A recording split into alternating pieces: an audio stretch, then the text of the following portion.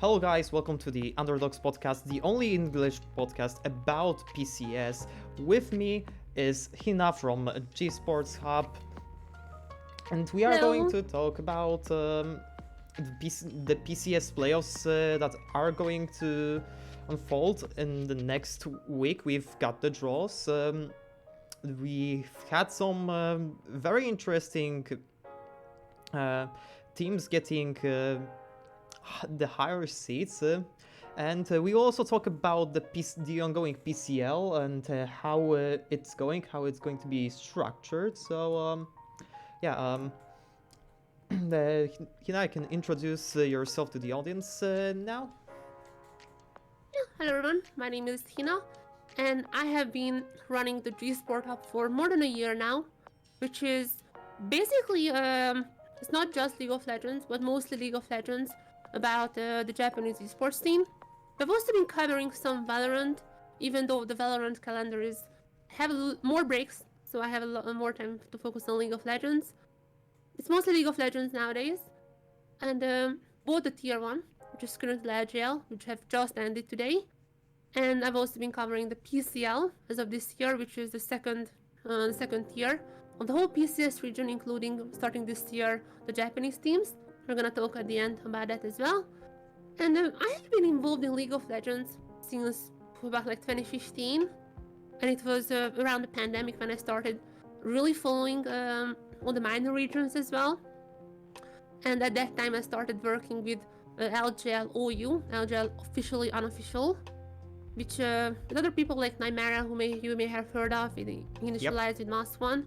With those founders, I started working there, translating stuff, creating content, and basically ever since the LGLOU right now doesn't really that much free time, so that project is on a little bit of a hold.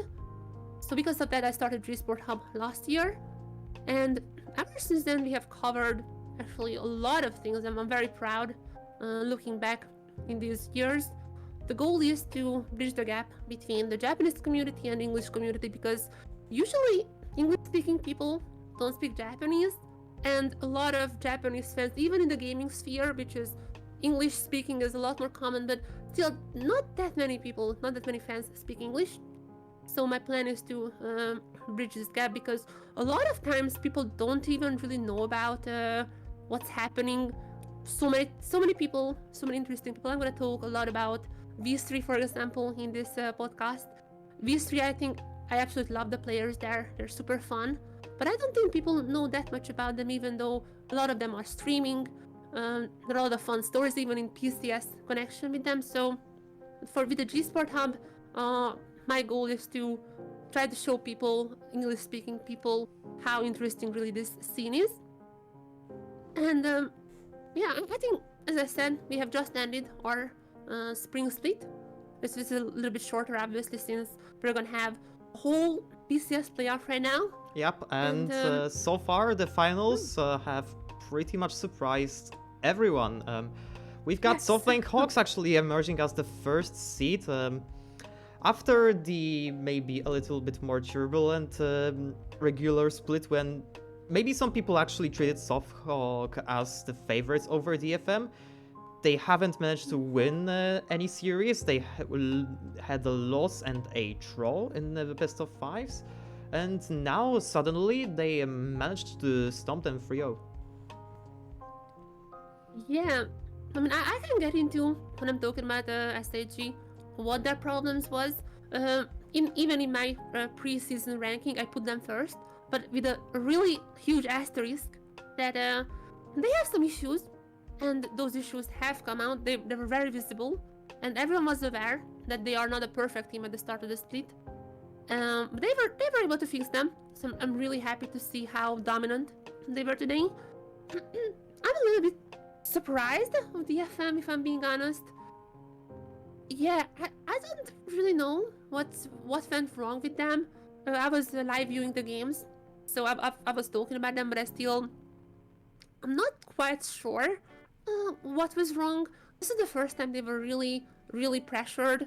They tried twice, actually. They tried a smolder comp, but Smolder, even though Utapon got to the max stacks, to 225 stacks, even though he got there quite fast, still never really had an agency. It was a really weird showing from DFM. Looked uncoordinated at times. Arya has been off. Like Arya has been caught at least 4 times that I remember throughout the series. Yeah, DFM had a really weird showing. I don't quite know why just yet. On paper, I do think SAG is stronger, but the expectation was 5 games, very close series, and we got 2 stomps, and even in the 3rd game, SAG looked like better. Yeah, and then yeah, that pretty much I think that was a very exhaustive description here, and when it comes to the series, but when it comes to the players, I think that some people who have not been that much informed about LJL, but have been informed a little bit, may actually ask about how the additions to these teams fared.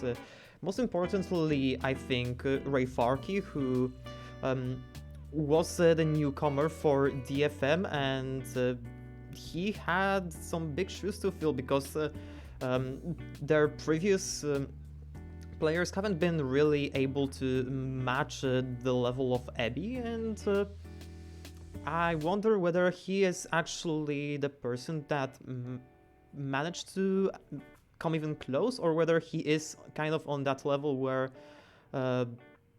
he may struggle against the better teams, basically. Well, Rayfarky is actually very, very well-known name in Japan. He has never made it to international tournaments before, which is, in Japan, basically, if you're not on the FM, you're not gonna see international tournaments that much. So, but people don't really know about him outside Japan, but he is one of the most popular top laners, definitely a super veteran player, has been on multiple rosters. Even nowadays, I would say, he's maybe not top 2, maybe not top 3 before the split. He has been on lower teams as well, but he has been our little, at the best description I usually give him is he used to have a very similar playstyle to Adam. He is a Darius main. He played a lot of Darius. He used to be Darius needed to be permabanned against him. Nowadays he is playing a lot more versatile. I don't maybe play Darius a few times. Whenever he picks Darius, it's a big event, everyone is hyped. But he's not just playing those champions anymore, obviously. I think he is feeling the shoes. He's a good top laner, and the team was working well. But people saw today in the finals, I don't think that's not the DFM that usually were on stage. I think Rayfarky, especially in the semifinals, he had a really bad game in semifinals. In the finals as well, he wasn't really visible on the map. Nor Abby, to be fair. Abby had, I think, a kind of a meh finals. He didn't need to carry, but he didn't carry either. So I think the top lane was not a focus anyways. And maybe he has some nerve issues as again in the playoffs in the BO5s. And I wasn't necessarily really satisfied with Rayfarky. But he is definitely, he has shown throughout the years that he is a good top laner. So I think he should be fine against someone like maybe on the bottom tier, like for example J team or a DCG. He probably should be fine, but yeah, it's really hard to judge since DFM didn't really play around him unless he played Darius. He usually was just on Arya and the Utapon show. So yeah, okay. I think he feel the shoes only better than the kinds of DFMs we have seen last year. Definitely better than those rosters, but yeah, I think it's just not like the Nabi who would bring the Urgot and almost beat Damwon back in MSI Fintam. So Yeah, okay. definitely not on that level, but he has been a veteran voice, and I think that's what DFM needed after last year, just someone who is a stable top laner and not lose the early game, and just then the DFM would try to somehow find advantages. I think just being stable is what they need. Yeah, so another team that has also advanced to the playoffs is actually the V3. They have managed to win against Sengoku Gaming in the third place match 3-1, and um, no one, I am not really a person that heard of any of these players, so do you think that this team actually can can represent the level of the FMO and SoftBank, or are they rather the bottom feeders who will actually perhaps try and get those wins more versus the LCO teams? Uh, Definitely they are not on the DFM and the SAG level. Like, that level is just so above others. Those two teams are way above anyone else in the LGL, so not on that level. Now the question is what they can do in Group A, because they have gotten into Group A as later on we're gonna talk about the playoff bracket as well. I think they are in a that draw was actually I think good. Like for example, their first match is gonna be against BYG. I don't think they can win against BYG. Surprise, surprise. But afterwards they have either BCG or Ground Zero from the LCO. They may have a chance. The top laner, for example, Tana, he has played last year in the LJL. I think he's the player. He's one of the players from the two I'm gonna mention. But Tana is a V3 top laner who I think people really should look for. He has played on Fennel last year in the LJL, and he is a really interesting person. I love him as a personality as well. He came to Japan. He's a Korean player. He came to Japan last year. His very first interview, and he was speaking fluent Japanese. So it was already like kind of funny. Very first interview, fluent Japanese. And another fun fact: he is actually the brother of Loken, who has played in LPL, obviously. As many people know, he's the brother of Loken, and Loken has also played in LGL last year. On Sengoku? And as we found out, apparently these brothers have watched anime when they were young, and they learned Japanese from there. So that's why Tana is fluent in Japanese. It's a pretty funny story. But the top laner in Tana is also such an interesting player. He has been one of, at least for me, one of the most fun, one of the best top laners, I would also say, last year, but also definitely one of the most fun top laners. This year, just to name a few things, he played top lane Cassiopeia this year on this batch. He played top lane Cassiopeia against DFM. They actually kind of, like, DFM was somewhat struggling against them. Definitely did some damage, that top lane Cassiopeia. But Tana can just play anything. He's a aggressive top laner with a super fun picks. He's ready to play anything. I mean, people probably know Abby has played a top lane Smolder. I absolutely wouldn't be surprised if Tana has top lane Smolder in his pocket as well. He's just a really fun top laner to watch, I think. And another player I would want to highlight from V3 is personally one of my favorite junglers to watch is Hiroki. He actually has been, maybe some people have heard about him since he was grinding the APAC Champions Queue, PCS Champions Queue, however it was called. So he was grinding the APAC Champions Queue, he was streaming every single day, and he met with a lot of PCS players, he appeared in a lot of streams. Even just watching someone like Gothone, you could have seen Hiroki because he was grinding Champions Queue every single day. And it definitely is visible. Even when V3 was struggling in previous years, I would say that Hiroki has been a prodigy. He's also the only Japanese jungler we have right now in the league. But he has been a shining star of this team. And I think especially after just so much practice in the Champions Queue, I think it's really showing. He has been a jungler with probably the most growth I've seen as I've been following him along the ride. So definitely the top side from V3 is who I would look for. And that's also why I think against someone like DCG, they may actually even win. I don't want to jinx them, or I don't want to say for sure right now because it's really hard to compare like this third seed against sixth seed in a different region. It's really hard. But definitely in those wins that they have won, they won through top lane. or with the junglers, so definitely the top side is the one that I would be looking for. Against Ground Zero, I could see them winning. Against DCG, maybe. I wouldn't be super shocked. And against BYG, yeah, I think BYG is too strong. Just go through what I think of the playoffs as well. Yeah, okay. Then we can actually talk about playoffs right now as... let me pull off the screenshots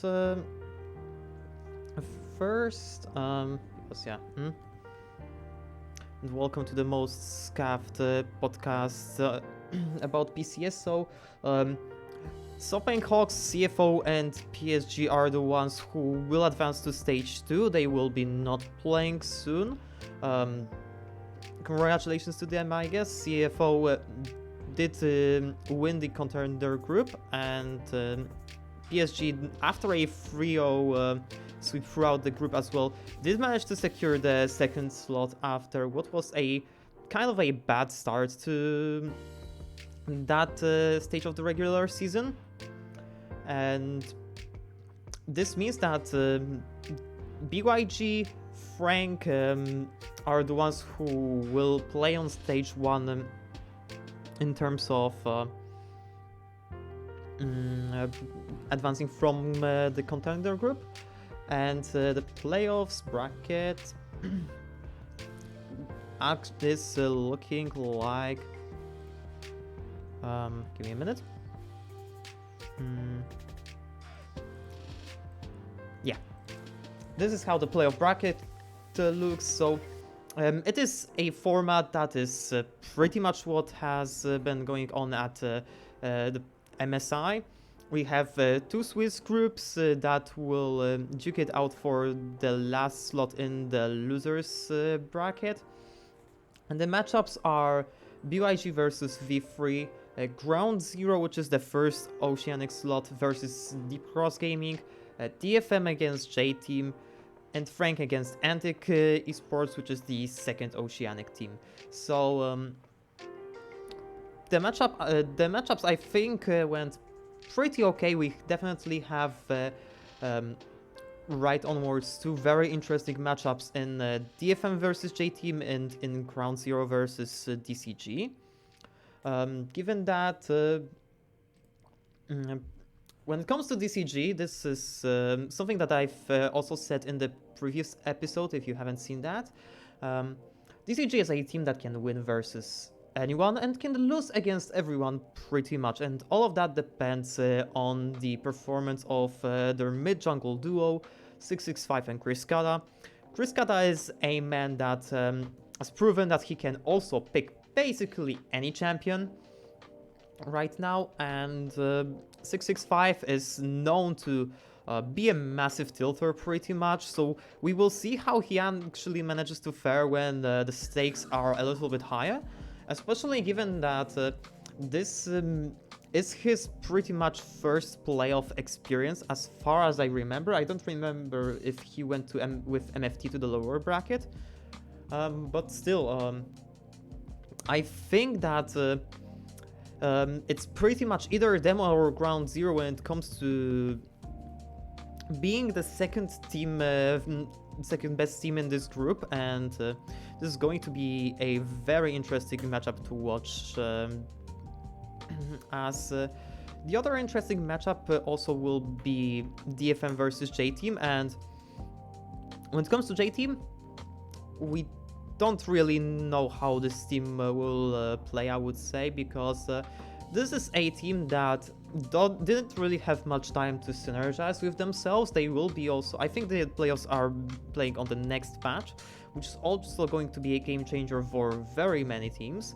And I'm not sure how players like Likai or Menjin will adapt to those changes. So what do you think about the DFM J-Team matchup, for example?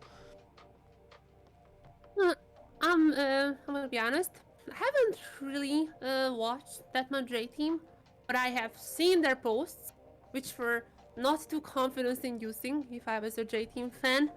I have seen they had struggles throughout the whole split, and for DFM, again, as you said, there are gonna be two changes. We have already seen in the LCS the new patch 14.4, and we have already seen things like the Nidalee with the Renekton coming out from the top side. I can definitely see Rayfarky and Steel really pulling out this Renekton Nidalee, which looked really strong in the LCS.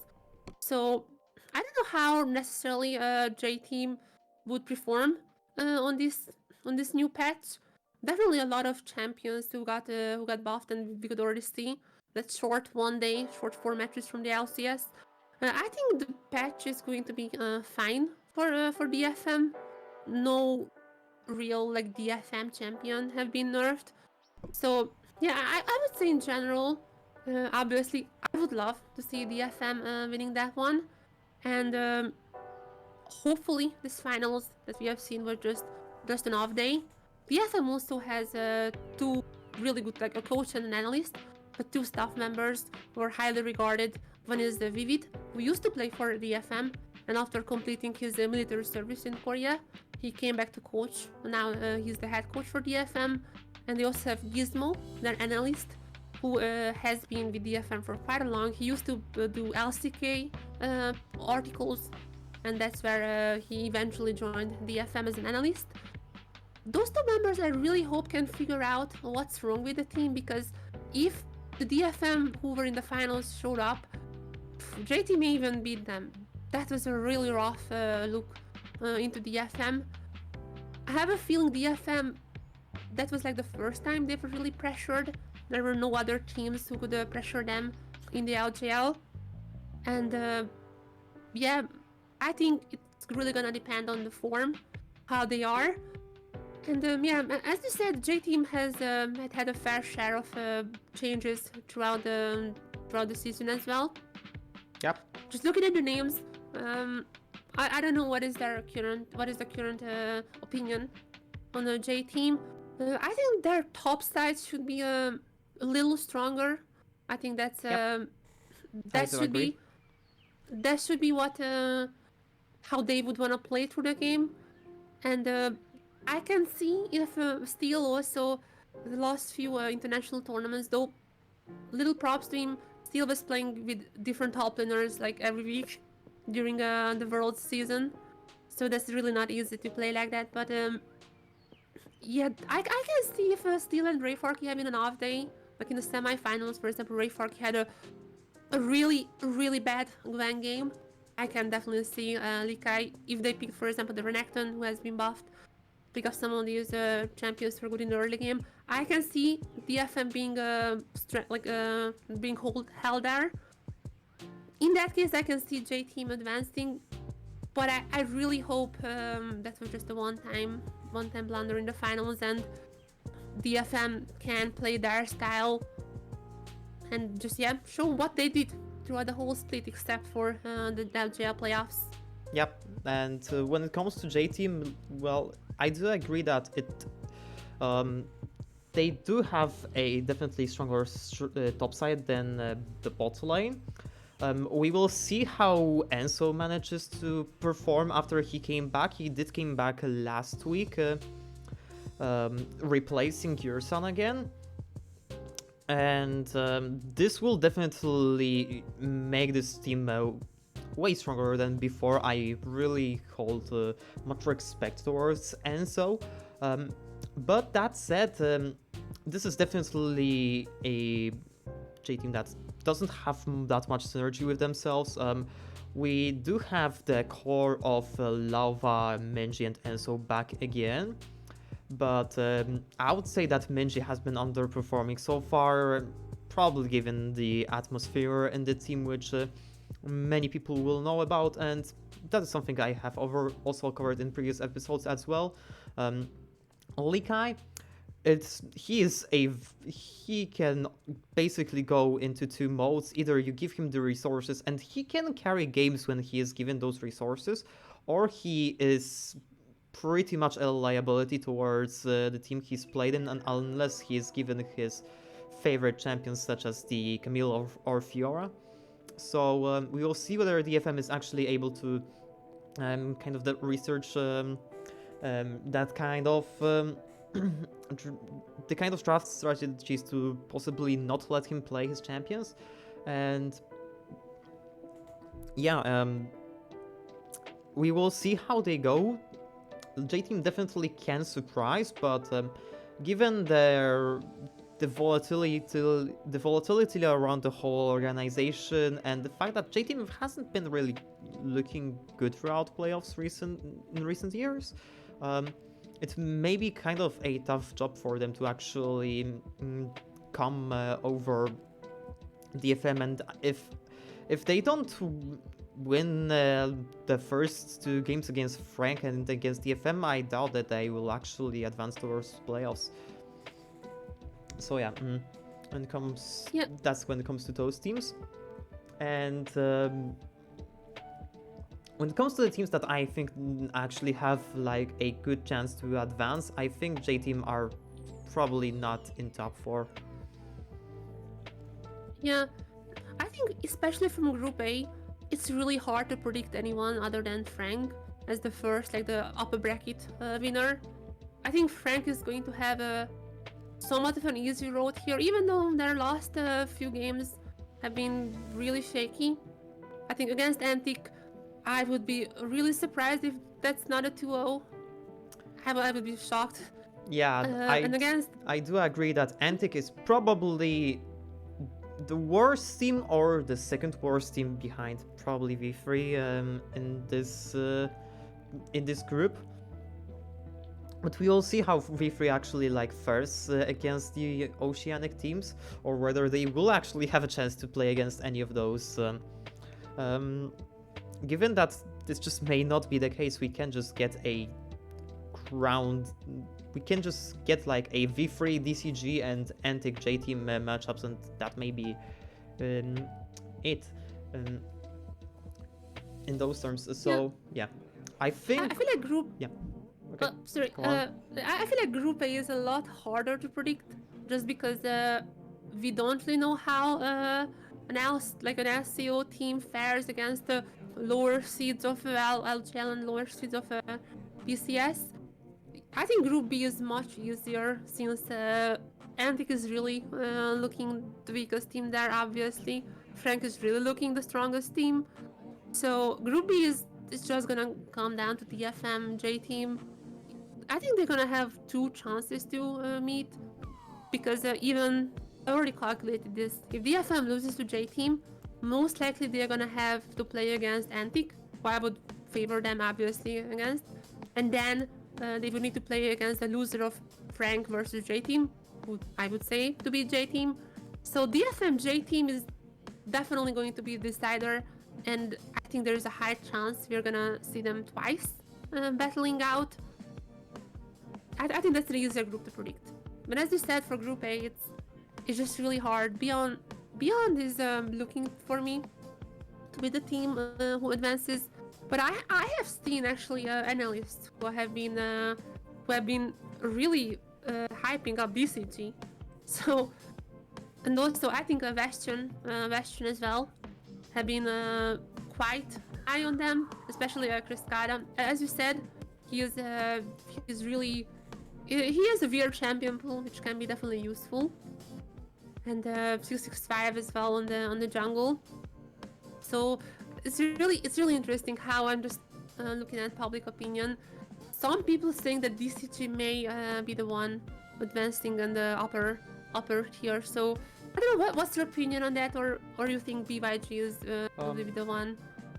So I will definitely say that there is a chance for DCG to beat BYG either through like just outdrafting them through certain matchups. Given that 11-16, like sometimes it does seem like he has a small champion pool, despite the fact that he kind of does get most champions that he really likes. Nico was disabled on this patch, so that was actually a huge hit for him. But he has been looking excellent on Way, and that was also a champion that... this was pretty much the champion at which most of the better mid laners were absolutely smurfing on, including Chris Kata as well, so I wouldn't be surprised if this was a somewhat contested pick in the drafts. That said, yeah, I definitely. Yeah, sir. As far as I know, Talia hasn't been nerfed in 14.4, if my memory recalls correctly. And it's really interesting how, at least in the LGL, Talia has become such a power pick lately. Sometimes even picked into the Hui. And obviously Talia was originally as like an Azir counter, same as Hui. But so many mid laners even opting into the Talia against the Hui. So I wonder if she would be apparent in this draft, or any of those mid laners would really pick him up, or that's something like just a champion, for example, Dasher in the Hawks have really been lacking to play.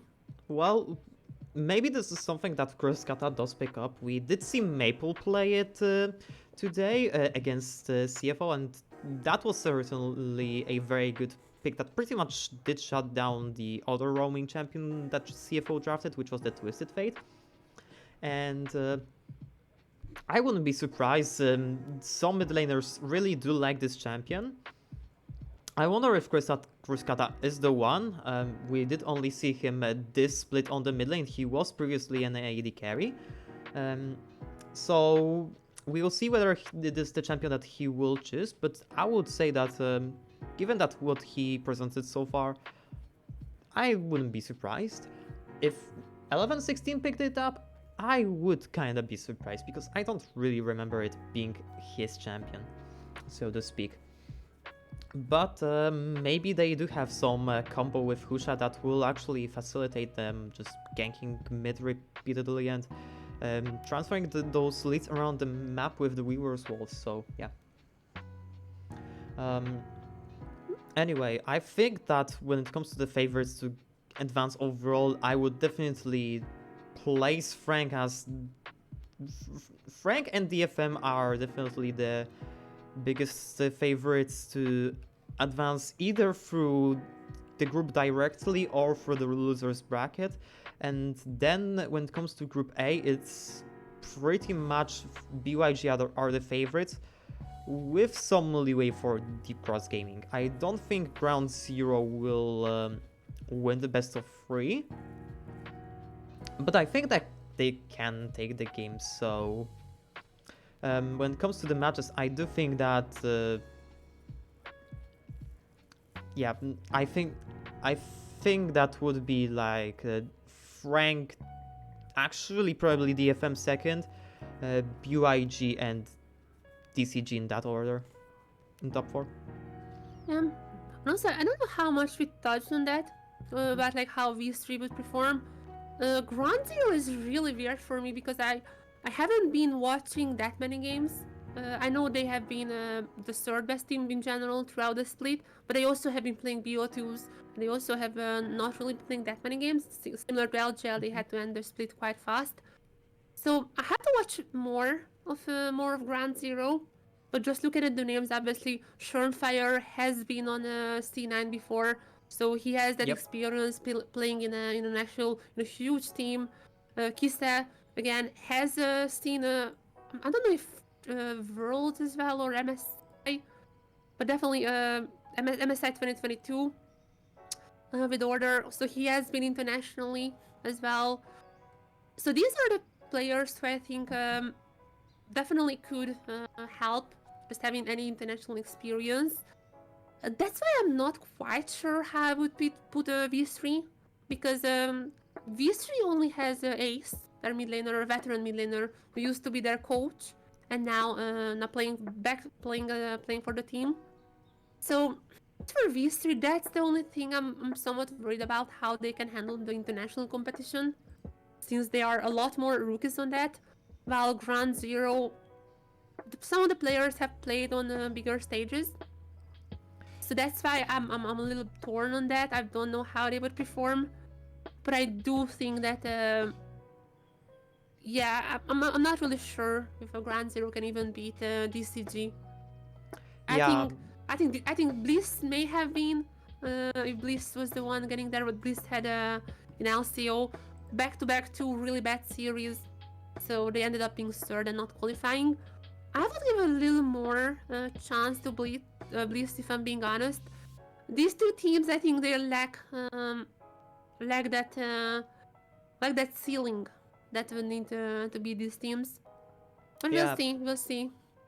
yeah, when it comes to those rosters like Ground Zero, like 3 out of 4 of these players, as far as I remember, were either on Team Bliss. I think Kisei was on Chiefs, or maybe Kisei was also on Team Bliss.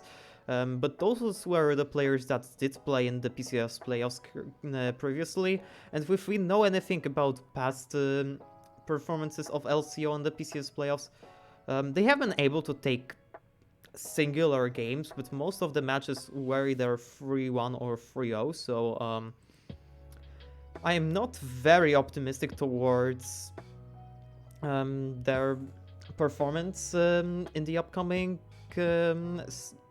first stage of these playoffs, but with the best of 3 format, maybe they surprise. I wouldn't be counting them out instantly, but it will be hard for them, definitely. Yeah, if I have to guess, we would probably see V3 versus Ground Zero in the low bracket, which is I would really want to watch that match. I think it would be really fun since DFM has a chance. Have a relatively high chance to not meet anything. So I would love to see how LGL compares to LCO, because LCO has been really isolated for a while. So it would be just really fun, really good to see how they are faring against some other region who is maybe a little bit closer to them. But yes, it's really up in the air without not much data points to go on. Yep, pretty much.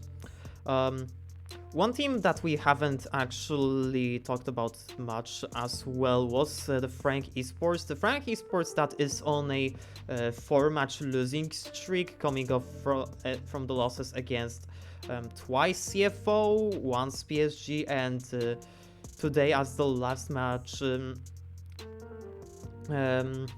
of the regular season against BYG, which probably was the most surprising loss for me. And what was even more surprising is that in this week they actually decided to field both Jimian and Pretender in their starting rosters. Their 2 mid laners, Pretending going into the ADC role instead of MNM, which has been the Mr. Consistent for this team. And I do have mixed feelings towards the iteration of this roster, mainly because of 2 things, which is that previously when they were subbing... Oh wait, sorry for that.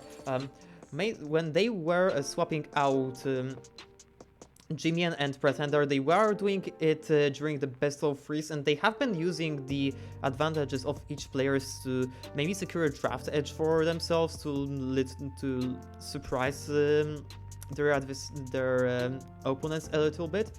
But this week it was just Jimmy and Pretender on the same 2 roles for pretty much the whole time. MNM didn't play a game, and I think that it is just a bad thing. I would appreciate if they actually swapped out these 3 players regularly in between the matches, but if it is just the case that Pretender will just play DC from now on, I don't think I will be satisfied with that. I think MNM does... it's just a slightly better ADC in that moment, and I don't think he was the problem in that bot lane anyway. The biggest problem in that bot lane was just Skywing's champion pool, unfortunately. And so with Pretender and MNM, you still have that disadvantage pretty much. I'm not sure if I'm cooking with this theory too much. Tell me if I am. But 14.4 is coming up. And a lot of power picks. The Varus is getting nerfed. Kalista is getting nerfed. ADTF getting nerfed. And the only AD carry, really, who is getting buffed, and we have actually seen in the LCS as well, that's the best point we have basically, is Kaisa. As well as we have seen Seraphine played in the bot lane already. I'm starting to think maybe they're pairing for a different type of bot meta. As the Kai'Sa, I think Kai'Sa is probably most mid laners can play Kai'Sa, so I wouldn't be surprised if it's good on Kai'Sa. There's also the Seraphinas again has been picked. It could be that they're trying out some new bot lane picks. As the bot lane is, I think, it's in a very, very weird situation right now. With of course, in the LCK as well, we see Ezreal supports out damaging the AD carry. So it really feels like teams are trying to get around how not have the AD carry in the AD carry position, if that makes sense. I'm starting to think maybe they would trying to do something with that, but yeah, it would be too early even then because 14.4 to start the playoffs. Not sure if I'm cooking too much with that. I'm just I am saying not sure as well. bot lane meta may be shaken up. Yeah. This may be a viable theory. I think that is definitely... what Frank is doing is definitely already very, very, very heavy cooking so far. And maybe that is their plan. But even if it was, I wouldn't say I like it either way, with all honesty. Yeah, I don't think there's the one any thing that team I really... have a problem when it comes to like Jimian being in the mid lane is that he kind of takes away the resources away from Jiang, and I think that we were actually able to see that in some of those series where Jiang was just not able to 1v9 anymore, and I think that this team does fare the best when Jiang is given the most resources. And I think that the threat of just swapping players is way more beneficial than perhaps like just committing into one playstyle so far.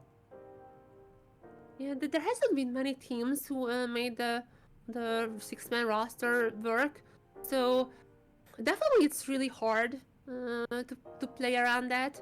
I've seen them doing well throughout the split. Obviously, they look like the second best team for the longest time with the two mid laners.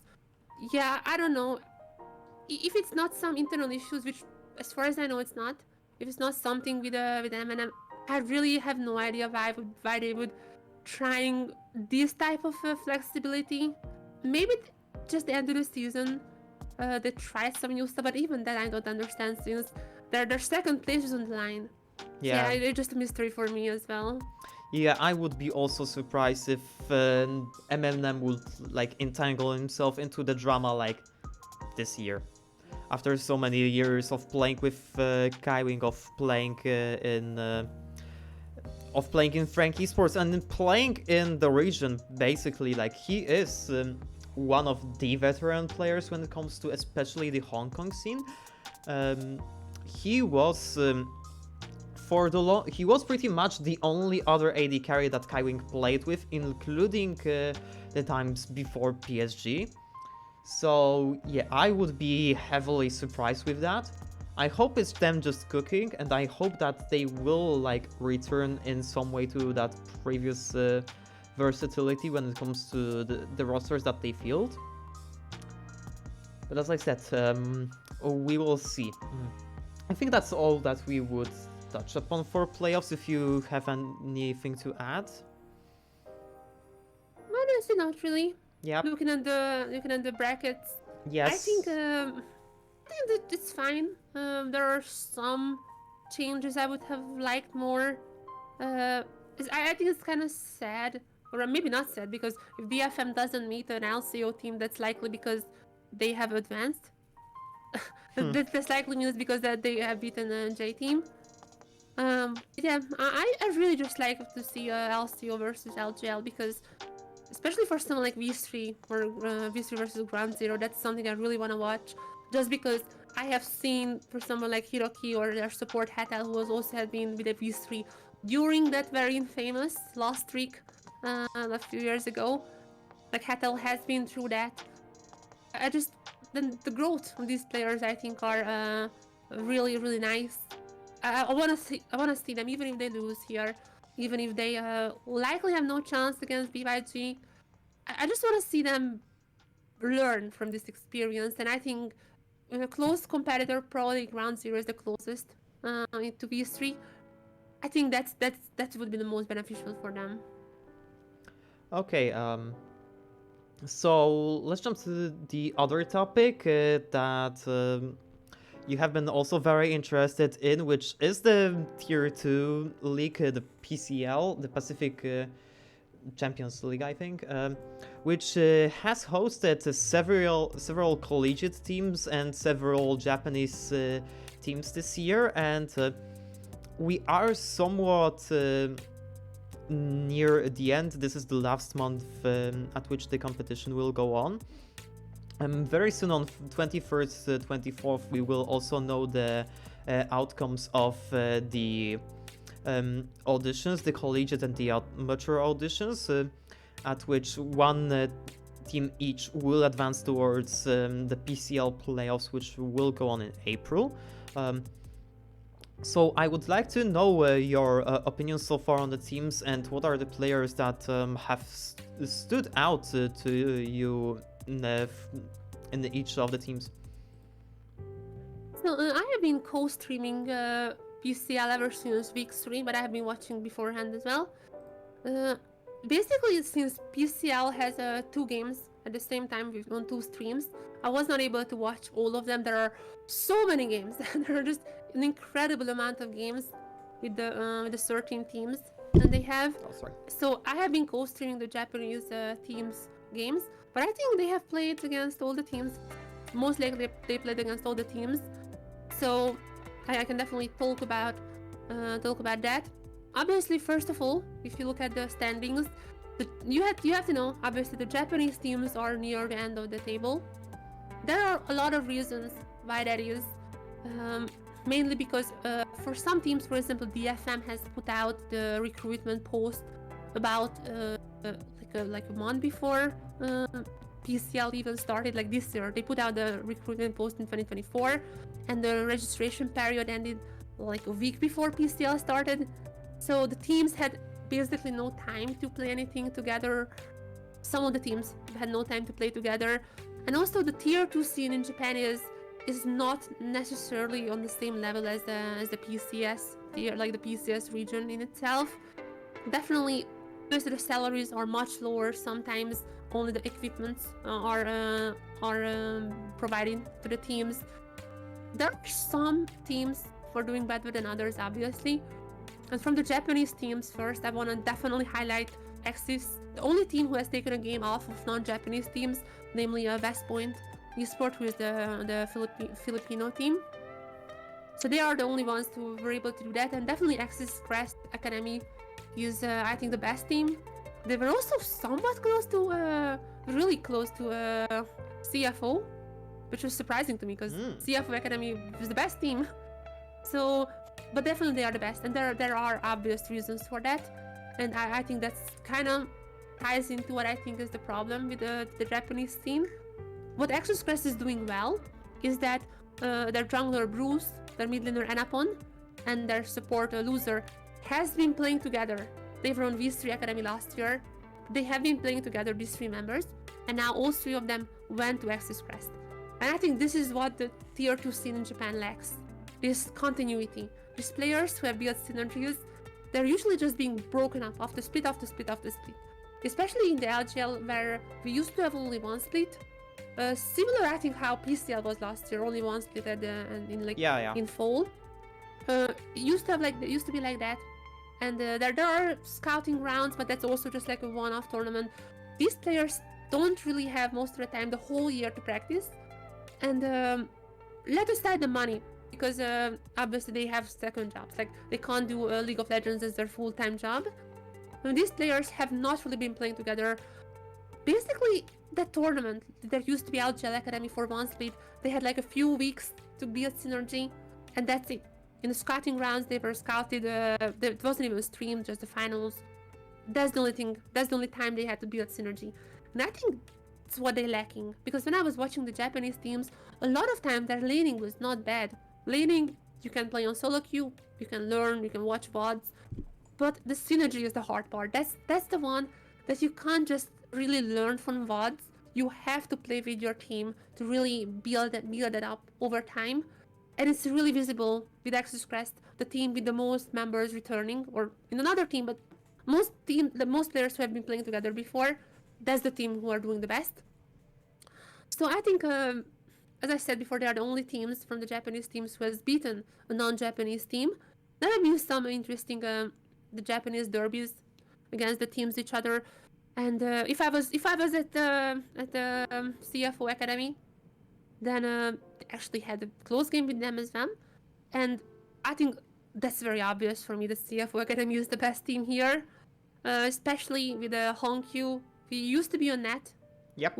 Nate. I don't know what pronounce it.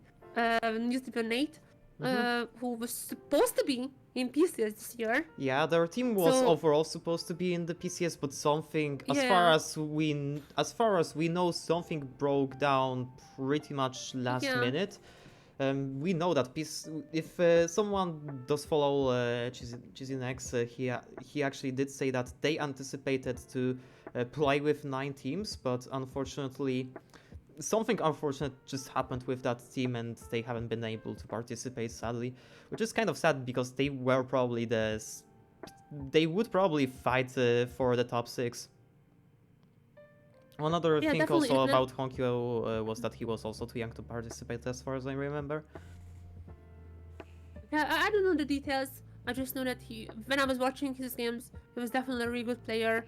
And also, there is Kino, who now changed his name to his wife's name, as I heard on my streams. I didn't know that. And then someone told me that he changed his name to Lam Pei Fang, which is his wife's name. He has been also a standout player. He's I think his Nautilus, the game that I remember, his hooks were amazing. So CFO Academy, all the members there, some of them people may have already seen before, some of them may be new. Definitely, I think that's the team. When I'm looking there, I'm like, yeah, that's a really good team. As for though, I talked about West Point before, that the only team the Axis went tie with non-Japanese teams. But still, even in those matches when West Point was not doing well, their jungler devoured. He had a Nocturne game when he was just absolutely stomping. I think it was one of the most one-sided games that I've seen, honestly. So definitely devoured from the non-Taiwanese and non-Hong Kong teams. That one Filipino team, definitely he is a player who I've had my eyes on, being like, yeah, they're pretty good. As for the other Japanese teams, Sengoku is a mystery for me, both in LGL and in PCL, because their players are supposed to be good on paper, with the Nasty, who played on the main team in LGL last year. I feel like he's a little bit of an emotional player. A lot of times, if early game goes well, he plays well. If he goes down 0-2, then he would go down even lower than that. He's a really emotional player, I feel like, in a lot of games. And another surprise, but not in a good way, is Chico, who I think was one of the best players last year in our scouting rounds. But he really hasn't been able to show up in the games. And also shout out to Apple, because Apple is also coming to my stream after the games on Axis Crest Academy. Yep. So shout out to him. But yeah, that's my overall impression. There has been moments when just out of the top of my head, people I remember. There are so many teams. I'm just like, I can't know all the members, but just some names over time on DCG Academy of support. I think a Nautilus game was that one as well. Usually supports shine on Nautilus if they're good supports. So that's definitely something I remember. PSG Academy, the Sambon, he had some the mid laner. He had some really good plays as well, from what I remember. And I think he played on BYG before as well. Yeah, he was a sub for BYG. I actually don't remember him playing any games though. Yeah, I remember spectating him in solo queue. That's why I know his name. I don't know if he played in the actual. I don't know if he actually played, but I remember I watched him a lot on a solo queue. He was a long time sub for BYG, and back when they had an academy, he was playing there, and that's definitely something that I know. Yeah. Also, PSG Talon, honestly, PSG is doing quite well to in here. Although, actually, this is something that I was talking about on my co-streams as well. It's really rare to see that the top three teams in an academy team, in an academy league, are the same teams who are their tier 1 counterparts. Usually, when there is a team doing well in the main league, their academy team is not the best. They don't usually put much effort into that. But it's really refreshing to see that all the top teams in PCS are actually putting effort into their academy teams and the new talents, nurturing them. So only other team who I can think of is FlyQuest over in LCS, who are having both. Okay, not necessarily now, they have just lost, but they have one of the best LCS teams, and they also have the best academy team. Mm-hmm. But it's really rare. Like, if you just think of LCK, that's really, they never really had good academy teams. So that's just something that I noted, and I'm really happy to see that those three teams are on top of both leaderboards, both in PCS and PCL. Yeah, and when you look throughout some of these organizations, some of these players, you definitely see some kind of familiar faces. If you have watched PCL or PCS previously, you do have most of the Hong Kong TES squad in Frank Esports Academy, for example, the one that was third in the Open qualifier and did manage to advance towards the PCL playoffs, which was a higher placement there. For example, the current Helpix roster, which ended fourth back when they were named J Gamers. So that's one thing. The other thing is that you see very big parts of the previous Meta Falcon team in DCG Academy. You see Ren Hao in the jungle, you see Whale on the AD carry. Overtime actually used to be named Epoch, and he was also the part of the team, though he didn't play much games. And you have the coach Alex too. If you know anything about the collegiate scene, you know who Alex 2 is. You also see Kurt coaching Frankie Sports Academy. Then it comes to the other players. Hung Kwang Falcon also, like, they were the collegiate organization, which was the second half of Meta Falcon team back when they formed, and they were one of the two collegiate teams that were invited to the PCL, and they have been faring somewhat good. They have been just below the main PCS academy teams. And otherwise, you do have, when it comes to the other players, you do have Funk, which played some games in J-Team, and I think that, yeah, there is also like some players in TNU Eagle, such as NOA and JP6. Oh yeah, right? they have a lot. They have a lot of them. Roger, I've seen I remember having some good games. Alex as well. They have a lot of players. Yep. you see a lot of new faces when teams face them. Yeah. But that will be it. If you can also like explain to people how the group stages will work when it comes to playoffs, because we see these upper group, lower group standings, but the playoff spots for the PCL playoffs, when it comes to the ones which are playing in the, let's say, the main league, the slots are only 6. So what is the difference between the upper and the lower group here? Yeah, so first, for the regular season, it's gonna be actually very similar to the PCS system, as because we have certain teams. First, we have to get rid of the last one, so that's a little bit of difference. But after that, we have 12 teams, an even number. So we're gonna have similarly, just like in PCS, I think it's called the contender group. The I kept contender, calling it upper group. Yeah, the contender in the breakout group. Breakout group. Yeah. So you're gonna have those two groups, and they're also gonna be playing against each other in the stage 2. And how the playoff works is well, I don't know exactly the numbers. I have to look up the numbers, but I know top seeds are gonna be from the upper group.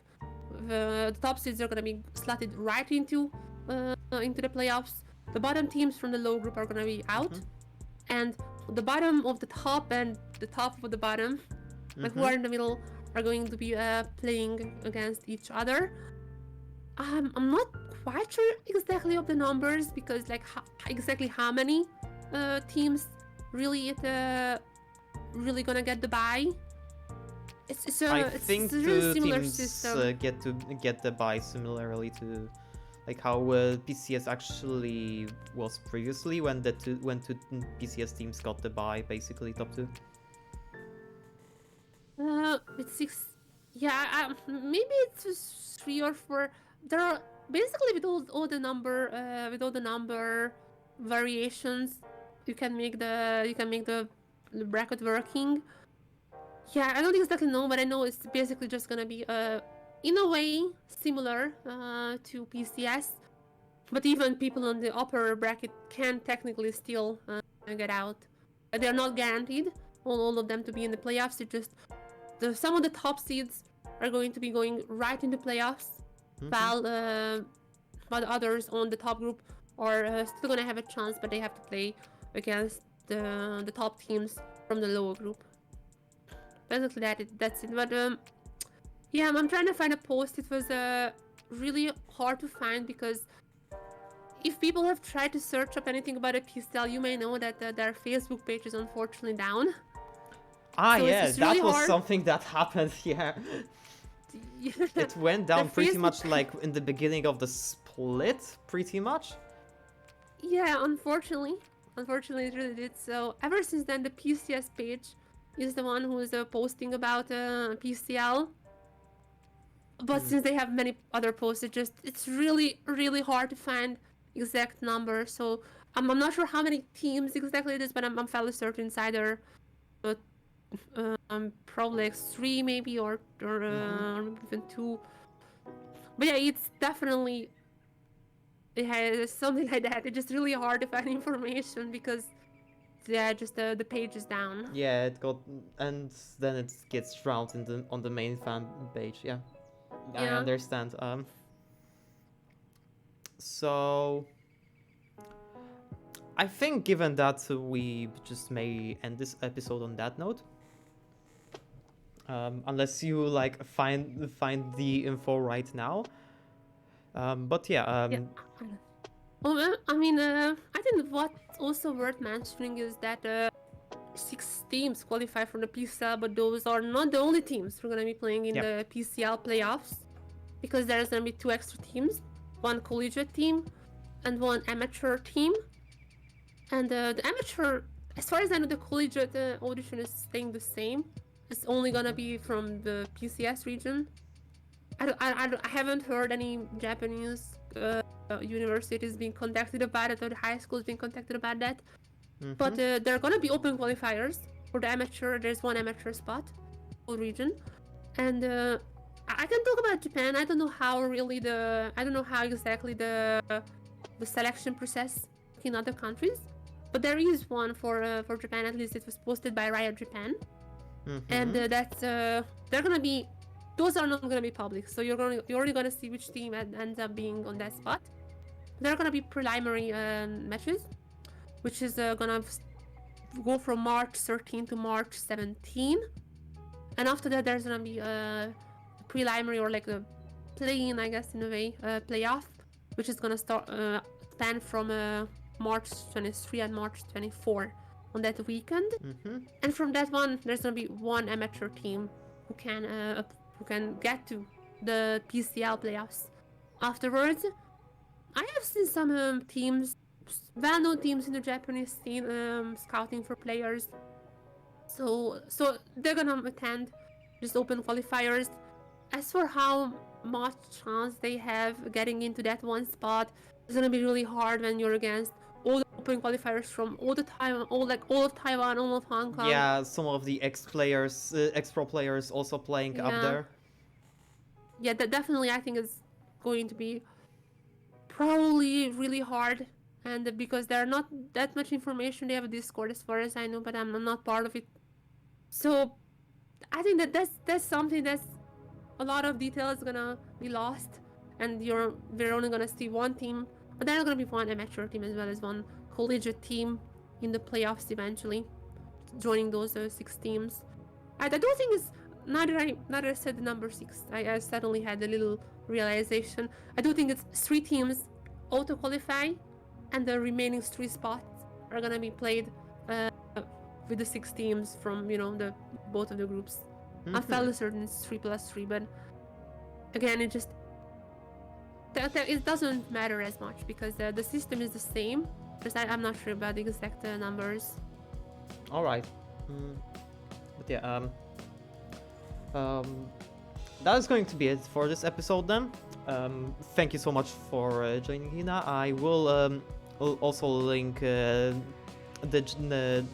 Jesport Hub in the description below. I have been Meander. This was Hina. Mongoose wasn't unfortunately here again, but hopefully he will be there on the next episode, and I will see you right there. See you on the 10th episode. Thank you for having me. Bye.